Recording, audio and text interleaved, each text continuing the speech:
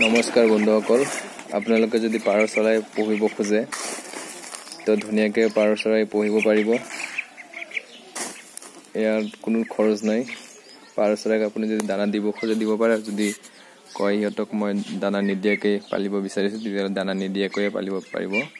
আৰু মই এনেকৈ ধুনীয়াকৈ সিহঁতৰ কাৰণে বাঁহ বনাই দিছোঁ।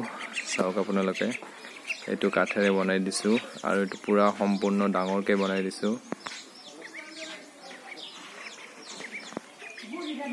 ইয়াত মোৰ টোটেল 20খন আছে, 10খন আছিলে।